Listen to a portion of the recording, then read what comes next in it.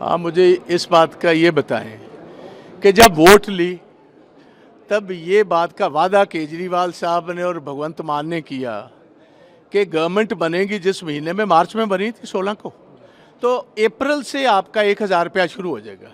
48 महीने गुजर चुके हैं। पहले तो चीमा साहब इस बात को बताएं कि 48 महीने भूल जाएं औरतें। उसका मतलब ये है ना, पहले उसकी हमें स्टेटमेंट दें। How about 48 months? 48,000 हर औरत का है।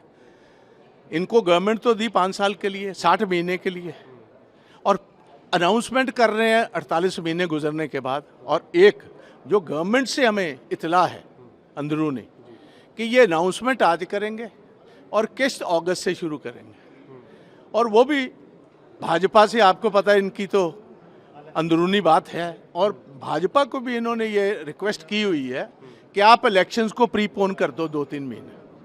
पॉसिबिलिटी है कि इलेक्शंस दिसंबर के महीने में आ जाएं, तो ये बेसिक किस्त 2 महीने या हद 3 महीने की होगी। और फ्रॉड करना है आज भी, झूठ ही बोलना है। झूठ बोलने में कोई पैसे तो लगते नहीं है।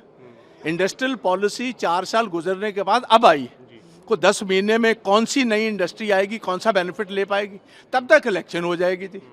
रोते रहेंगे। आपको लगता है इलेक्शन मोटिवेटेड बजट हो गया? तो ये है, ये इलेक्शन मोटिवेटेड है। इनके पास तो जहर खाने के पैसे नहीं, कर्जा ही उठाना ना। केजरीवाल और भगवंत ने ये कहा था 1 रुपए का कर्जा नहीं उठाऊंगा, और तकरीबन 1,40,000 का कर्जा तो उठा बैठे हैं।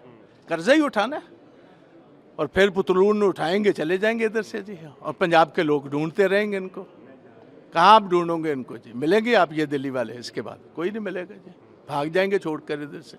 आप मुझे बताएं, एक employees cold pension scheme announce की, उसकी नोटिफिकेशन होने के बावजूद 2 साल हो गए, अभी तक इम्प्लीमेंट नहीं हुई। इनकी कौन सी पॉलिसी इम्प्लीमेंट होगी? एग्रीकल्चर स्टेट है, अभी तक एग्रीकल्चर पॉलिसी नहीं लाए।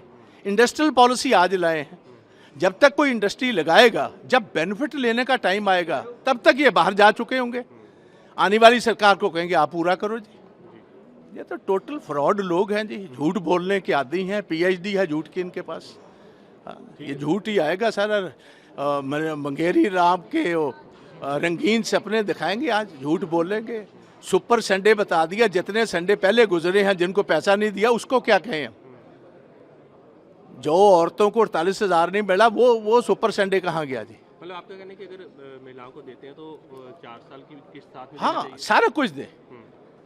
अगर ये सारी किस्त देंगे तो हम भी इनको सपोर्ट कर देंगे। 48,000 करोड़ रुपया रहता है, टोटल 60,000 करोड़ है। 48,000 तक कुर्ता साफ कर दिया। अब इम्प्लीमेंटेशन शुरू होगी, अनाउंसमेंट आज होगी। फिर कहेंगे जो इनकम टैक्स पे ही औरतें हैं वो बाहर निकाल दो, जो सरकारी नौकरी करती हैं बाहर निकाल दो, जो पेंशनर्स हैं बाहर निकाल दो। तो ये बेसिक जो इनकी स्कीम है ये लागू होगी जाकर अगस्त में। तो 2 महीने या हद 3 महीने पैसे देंगे और बाकी काम साफ। नहीं, देखो बेहतर होता। देखो, पहली बात तो मैं मुबारकबाद देता हूं, क्योंकि हमारी माई भागो से लेके माता गुजर कौर तक महिलाओं का बहुत बड़ा रोल है। और दूसरी बात यह है कि हमारी कोई भी फील्ड हो उसमें महिलाओं ने, और घर की जो सवानी है वो बेसिकली महिला है, उसको समझ है कि फाइनेंशियली मेरे को किस चीज़ की ज़रूरत है और कहाँ ज़रूरत है।